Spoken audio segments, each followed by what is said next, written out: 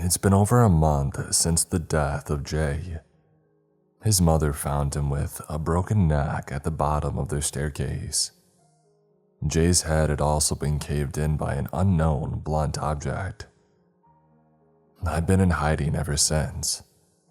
After all, I'm now the primary suspect, even though I had nothing to do with it. Not that anybody would believe me. All I can do is wait. After graduating from law school, my friends and I decided to have one last hurrah. Jay was going to work for his family's firm after passing the bar. Eric received a clerkship for a federal judge. Mike got an offer from a corporate bigwig to be his in-house counsel. I was disgusted at the thought of practicing law, and I was going to join a think tank after our vacation. We had decided on Bangkok. It was a cheap but exotic destination. The food was great, and well, you could have some discreet fun. Jay's parents were so excited that he graduated, and they rented us an entire house in the Sathorn district. The trip was underwhelming from the start. The locals in our neighborhood were suspicious of us and eschewed any attempt at interaction with us. It didn't help that we were drunk most of the time and partied long into the night. A police officer came to our rental after Mike threw a chair from the third floor, and Eric had to pay a bribe to get him to leave.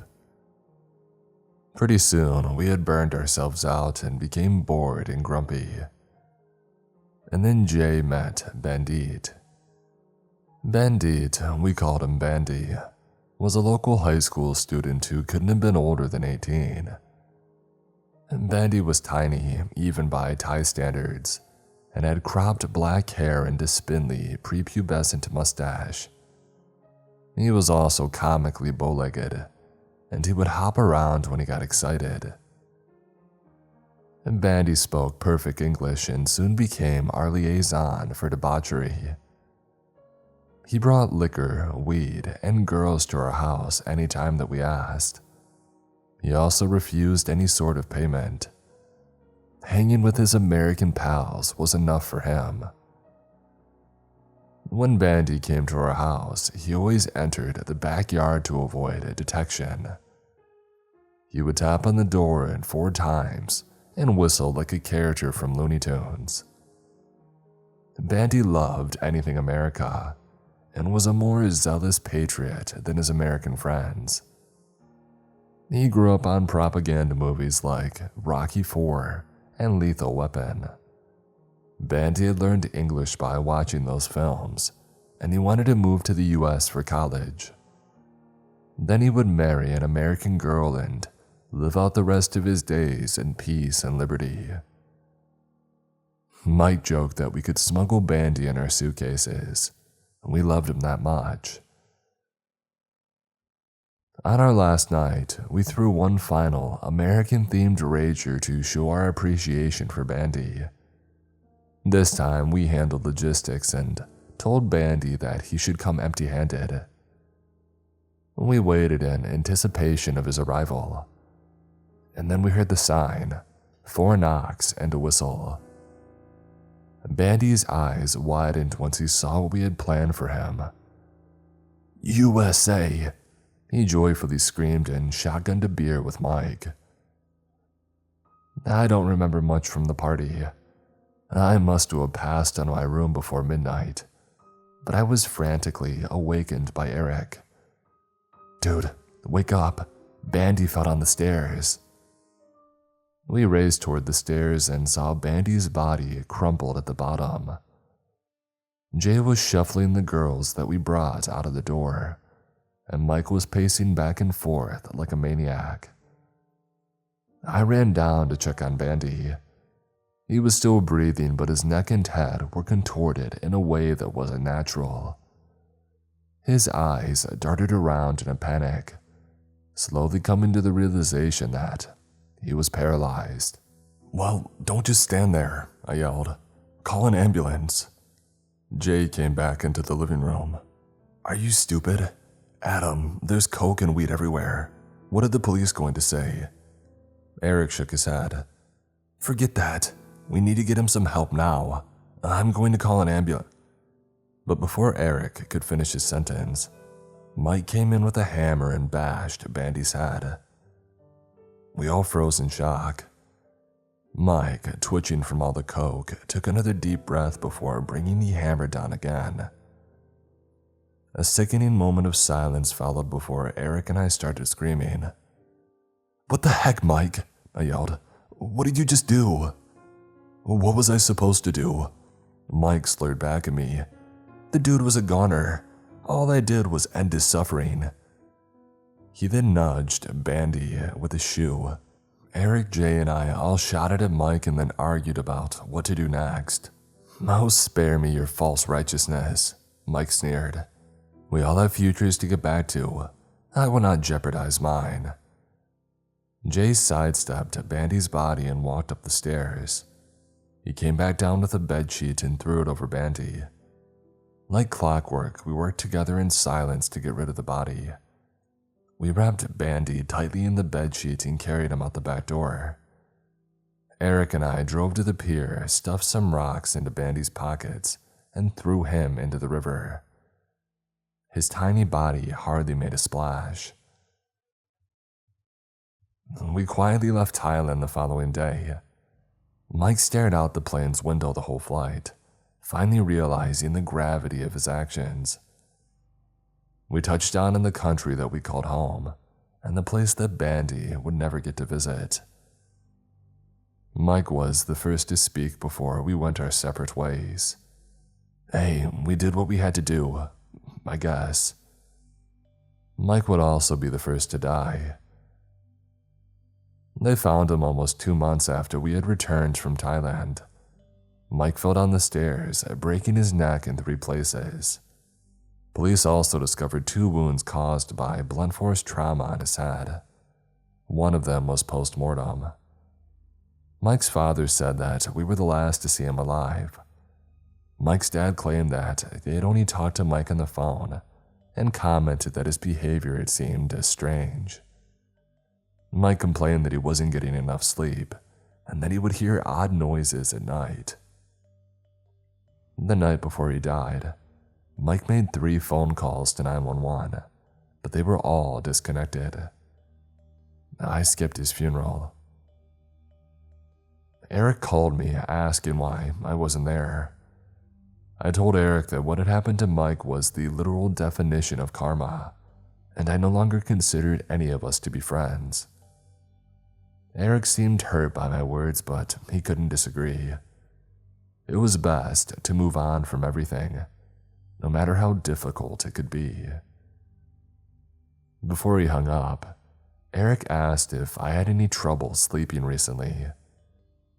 "I don't know, man. I just keep having these nightmares, mostly about Bandy. It's strange. You remember how we made him do a secret knock and then whistle before he walked into the house? I swear that I hear it all the time." I responded that I didn't think I could remember any of my dreams since we had returned from Thailand. Eric sighed but wished me the best before disconnecting the call. Eric's wife Jessica found him at the bottom of their living room staircase a month later. His neck was twisted by the fall, and somebody had finished him off with a blunt object. Jessica also said that he had been acting erratically since Mike had died. Eric wasn't sleeping, and he confided in her that he felt that they were being watched.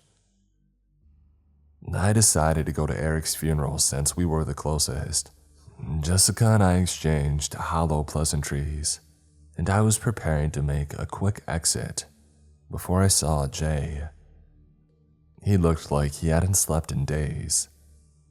I went to speak to him, but he tried to rush back to his car when he saw me. I chased him, determined to know what was going on. Jay fumbled for his keys to start the car, but stopped when he realized that he would have to run me over to leave.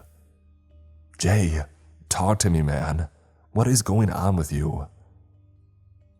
Jay looked up at me with dark circles hanging around his eyes.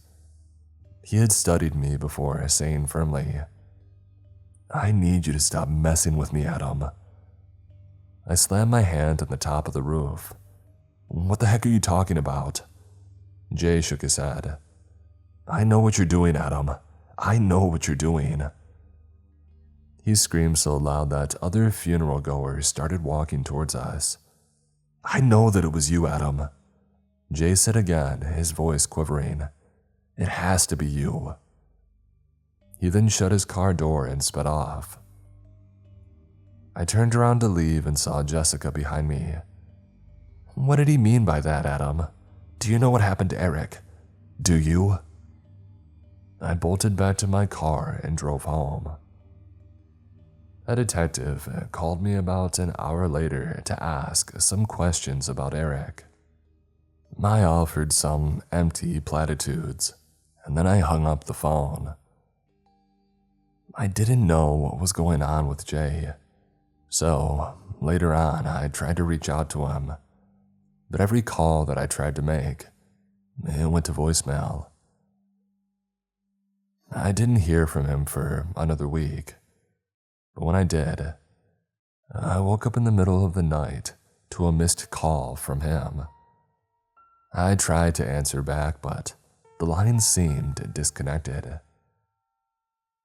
That was the night that Jay was murdered. The night that Jay died, he left a note confessing his role in covering up Bandy's murder. He spoke about the guilt keeping him awake, and that he was heavily suffering from PTSD. Jay also said that he felt like somebody was watching and tormenting him. Since I was the last of us left, he accused me of being the perpetrator, and he swore that I had murdered Mike and Eric. I should have turned myself in. I know I didn't kill my friends. I had solid alibis on the nights that they were killed. I'm not sure why I felt so compelled to run and hide. I guess I didn't know what to do. But I did. I fled the state to a cabin owned by my late grandparents. My parents desperately tried to get me to turn myself in, but I felt like my fate was already decided. I stayed at the cabin for a day before crossing the border and breaking into a vacant house to hide out. That's when the nightmares started. At first, they didn't feel like nightmares though, more like intense delusions. I would hear 4 taps on the door, followed by a loud whistle. I instinctively answered the door the first time, but nobody was there. I also got an unbearable feeling that I was being watched by something. I would see shadows in the corner of my eyes and faces that I couldn't recognize popping in and out of windows. I fled the house the following day, and I drove until I nearly fell asleep at the wheel. I canvassed neighborhoods until I saw a home with a for sale sign. I ditched my car and I broke in through the back door. I made my way to the basement and cut a crawl space in the wall to hide in case there were visitors. I slept well for the first time in what had felt like ages, but the peace and quiet, they haven't lasted long. I've been here for 3 days now. I've run out of food, and my water supply is getting dangerously low. I have the same delusions again as I'm about to doze off. 4 light taps on the door and a loud whistle. Only this time, the whistle is followed by laughter. At first, the laughter reminded me of Bandy, but now it's darker, more guttural. It doesn't even sound human. My mouth is so dry and my stomach is growling. The knocking, it only used to happen at nighttime, but now it's repeating itself on a loop. The whistling has almost deafened my ears, and I can hear the laughter inside my body. I need to eat soon if I'm going to make it. I look up at the basement door, which now seems so far away. Was the staircase longer than I had remembered it? No, I'm having delusions again. I'm sleep deprived and starving. My mind is playing tricks on me. Why am I even here? Why don't I just leave? I've done nothing wrong. I can talk my way out of this. I'm going to be okay. I'm going to be okay. All I need to do is take the first step.